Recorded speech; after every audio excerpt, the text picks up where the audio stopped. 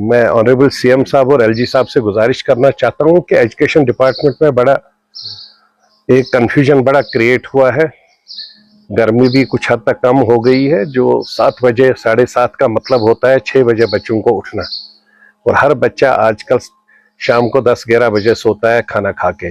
जब 11 बजे सोएगा तो 5 बजे 5:30 बजे उठने का मतलब है कि छोटे बच्चों के लिए बहुत डिफिकल्टी है। तो हम लोग इसमें इवन सकीना इतू जी से भी गुजारिश करना चाहते हैं कि वो ग्राउंड जीरो को देखकर कम से कम टाइम 9:30 के करीब रखकर 9 साढ़े 9 के बीच में रखकर 2:30 और 3 बजे तक जो एक टाइमिंग प्रॉपर टाइमिंग हो उस टाइमिंग में रखे। नो डाउट पहले गर्मी बहुत ज्यादा थी, छुट्टियां भी एक्सटेंड नहीं किया, वो ठीक है। That may be the think tank of the government, हम उसमें नहीं घुसेंगे। बच्चों को घर में ज्यादा बिठाना भी ठीक नहीं है। अगर 15 दिन की छुट्टियां है तो ठीक बात है, लेकिन उसमें यह देखना है कि उस वक्त में गर्मी बहुत ज्यादा थी। अगर वो चाहते थे कि मॉर्निंग में 7 बजे से इनको वापस चेंज करके, जिससे पेरेंट्स को भी थोड़ा सा रिलीफ मिलेगा और साथ में बच्चों को भी रिलीफ मिलेगा। दूसरी बात है स्टेटहुड की। स्टेटहुड हम लोग भी चाहते हैं, हर एक चाहता है, इसमें कोई शक नहीं है। जम्मू में सब लोगों ने वोट भाजपा को दे दिया, और कश्मीर में सब most of the people has voted for national conference. सब लोगों की एक्सपेक्टेशन है कि हम लोगों ने किसी भी कश्मीरी ने अगर वोट दिया तो मेरे को नहीं लगता है खाली स्टेटहुड को वोट दे दिया। उसमें बहुत चीजें इन्होंने बोली थी। गैस सिलेंडर भी बोला था, 370 बोला था, 35 से बोला था। जब हम उस वक्त भी बोलते थे 370 35 से नहीं आएगा, उसके लिए हमारे को 555 को डिवाइड बाय 2 करिए, 273 एमपी चाहिए, जो हमारे पास नहीं है। हमारे पास 2 या 3 एमपी है। एनीवे, मेन चीज मैं ऑनरेबल सीएम साहब से गुजारिश करना चाहता हूं कि खाली स्टेटहुड का नाम लेकर ही लोगों को घुमाए नहीं। लोग बहुत परेशान है, बहुत कंफ्यूजन में है। ऑलरेडी बॉर्डर स्टेट है, सबको डिफिकल्टीज है, सबको हम लोगों ने बहुत बुरा टाइम देखा है कश्मीर में। हम नहीं चाहते खुदा न खास कोई ऐसी सिचुएशन आ जाए जिससे कश्मीर फिर से खराब हो जाए।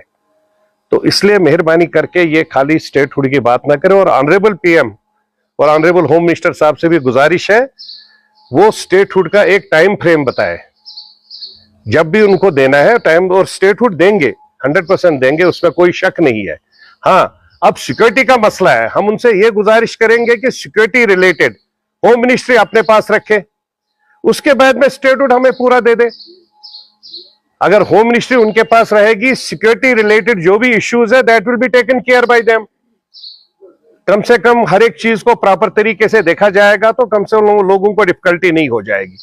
तो ये एक ऐसे 2-3 मुद्दे हैं जिस पर आज हमने यहां पर बात करने की कोशिश की, और आपके माध्यम से हम चाहेंगे कि ऑनरेबल पीएम साहब, ऑनरेबल होम मिनिस्टर साहब, मीडिया के माध्यम से भी पूरा कश्मीर भी चाहता है, जम्मू कश्मीर चाहता है कि स्टेटहुड मिले। लेकिन हम भी उनसे गुजारिश करते हैं कि स्टेटहुड मिले। अगर उनको उसमें कोई डिफिकल्टी है तो उसको माइनस कर दे, होम मिनिस्ट्री अपने पास रखे, उसके बाद में पूरा स्टेटहुड दे। वैसे भी मैं प्रेजेंट चीफ मिनिस्टर साहब से यह भी गुजारिश करना चाहता हूं, आपके पास फुल पावर्स है। दिल्ली में भी यूटी है, गोवा में भी यूटी है, वहां पर भी सब लोग काम कर रहे हैं, हर एक काम हो रहा है। अगर बिजली फ्री देनी है तो यू कैन गिव दैट। आप फाइल बना के भेज दीजिए एलजी साहब को। अगर वो वापस भेजेंगे तब बताइए, तब लोगों के बीच में आइए। आप भी 4 कदम आगे बढ़िए ना, तब आगे वाले को हम बोलेंगे कि उन्होंने नहीं किया। हम लोग आपके समर्थन में खड़े हो जाएंगे। अगर आप प्रपोजल बनाएंगे कि बिजली में हमारे को इतना खर्चा आता है, गैस सिलेंडर में हमारा इतना खर्चा आता है, वो फाइलें जाएगी, कैबिनेट में जाएगी, कैबिनेट में क्लियर कर दो। कैबिनेट में क्लियर करके उठा के उसके पास भेज दो, एलजी साहब के पास। अगर आप कहते हैं आपके पास पावर नहीं है, एलजी साहब कहता है मेरे पास खाली होम है, मैं खाली होम देख रहा हूं, बाकी सब आपके पास है। तो इसलिए लोगों को कंफ्यूजन में मत डाले। लोग बहुत डिस्टर्ब्ड है ग्राउंड जीरो पर। आज 7, 8, 9 महीने हो गए, 9 महीने में कहीं पर कुछ नजर नहीं आ रहा है।